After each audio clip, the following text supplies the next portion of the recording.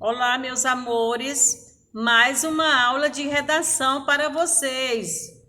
O que evitar na hora de escrever uma redação? Foi o que eu planejei para vocês esta semana, nosso plano de estudo, para que vocês possam se preparar cada dia mais melhores para o Enem. Atenção, não são somente os erros gramaticais, alguns erros gramaticais que prejudicam a sua redação, mas também expressões que não são indicadas para desenvolver o texto na norma culta da língua portuguesa, ok? Então, não são somente os seus erros, de alguns erros de gramática que irá lhe prejudicar na redação, mas que nós devemos ter cuidado com algumas expressões.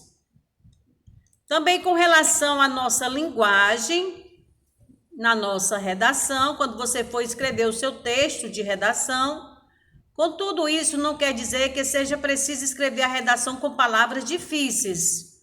Não, você vai utilizar o que você sabe, o que você conhece, mas os examinadores, eles esperam que sua linguagem seja muito clara, coesa, coerente e objetiva.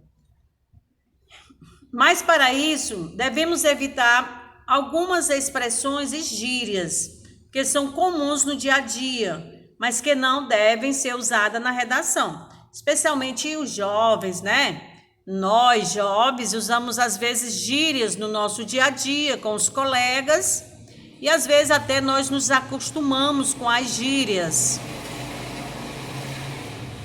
Mas não corra o risco de colocá-la, de escrever na sua redação, tá certo? Não coloque na sua redação estas palavras ou expressões de gírias. Por isso eu selecionei aqui 4 dicas essenciais do que deve ser evitado na redação. Aí copiei também essa gravura que eu achei muito importante para mostrar para vocês, para até incentivar vocês a estar em casa estudando, pesquisando, se preparando melhor para o Enem, né? Vejo os jovens estão estudando, tem um notebook, tem um caderno, tem livros, né? Isso que é importante. Então se prepare também na sua casa, o seu local de estudo, de trabalho. Aí com relação às gírias, não deve ser usada as gírias na sua redação. Nós usamos gíria quase o tempo todo quando estamos com os amigos em alguma conversa mais informal. Mas quando pensamos na redação do Enem, não deve nem passar pela cabeça escrever gírias no texto, certo? Nem palavras de gírias e nem expressões de gírias. Também outra coisa que vocês deverão evitar é copiar os trechos do texto de apoio, que nós chamamos de texto de apoio. São aqueles textos motivadores, sempre vem 2, 3 ou 4 textos motivadores para você escrever a sua redação. Aí você não retira, não copie, tá certo? Mas construa suas próprias ideias e argumentos baseando-se no texto de apoio, mas que toda a sua argumentação seja autêntica, seja verdadeira. É você que está escrevendo de acordo com os seus conhecimentos adquiridos durante toda a sua formação, certo? Outra coisa também que vocês deverão evitar, desrespeitar os direitos humanos. Aí aqui nós temos o exemplo em 2018, quando a Justiça Federal retirou um dos itens do edital do Enem, né? Que zerava a nota do aluno de respeitar os direitos humanos. Então, evitem, apesar da decisão, a competência 5 exigida na redação não foi modificada. Sendo assim, é necessário que o aluno crie uma proposta de intervenção e que respeite os direitos humanos. Caso contrário, irá perder alguns pontos, mas a nota não será zerada. Ok? Então, o aluno ele tem que também elaborar a sua intervenção.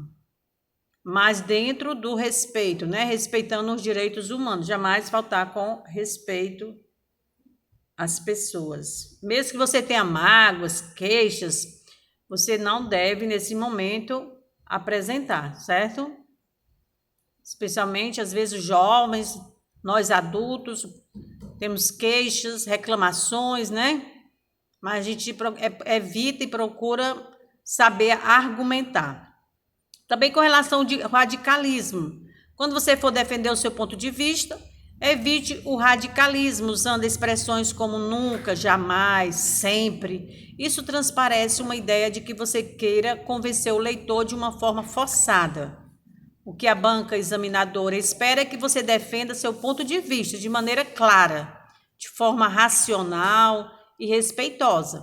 Por isso é tão importante que o radicalismo seja evitado durante a sua redação, tá certo?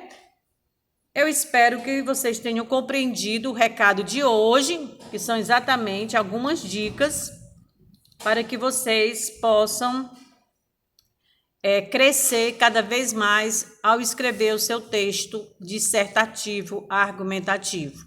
Meu abraço, beijo, professora Fátima.